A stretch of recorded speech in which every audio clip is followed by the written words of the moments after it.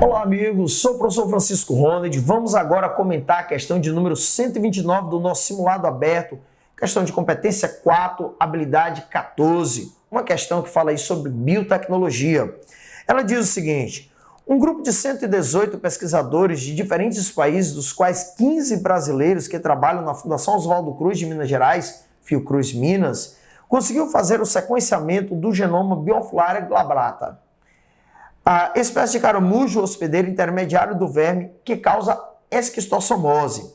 A doença afeta cerca de 240 milhões de pessoas no mundo, daí a importância de estar inclusive na nossa questão.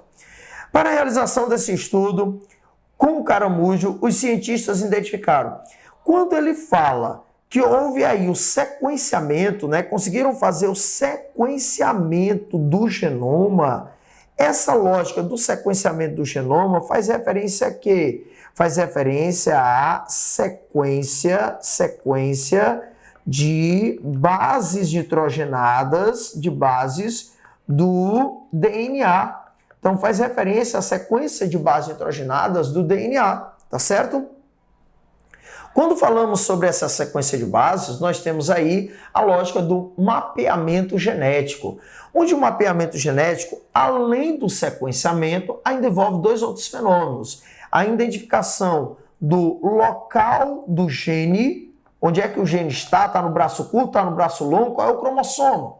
Então, o local do gene, que é o que a gente chama de locus gênico, envolve também um outro aspecto importante, que é a proteína sintetizada a partir desse gene, ou então qual seria a função desse gene. Se não é de proteína, estaria relacionado a quê? Qual seria o RNA sintetizado? Qual seria a sua função? Quando se estabelece a sequência de bases nitrogenadas, quando se estabelece a posição do gene no cromossomo, o locus gênico ou loci gênico, se for mais de um gene, se forem forem vários genes, e quando se estabelece qual é a proteína, todo esse contexto faz referência ao mapeamento genético. O sequenciamento faz referência também ao mapeamento genético.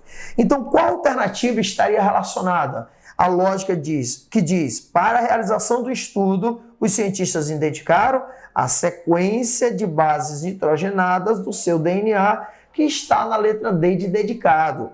Tá? A letra A comete erros, como falar de sequência de genes, não é de genes, é de bases, não é do RNA e do DNA, não é sequência de códons, ou muito menos de aminoácidos, ou o número de cromossomos. Então as outras alternativas apresentam erros grosseiros. Quando você entende sequenciamento de genoma, é sequência de bases do DNA, a não ser que seja um indivíduo cujo genoma dele, por exemplo, um vírus da AIDS, que tem RNA como material genético, aí realmente você vai sequenciar o RNA, tá certo?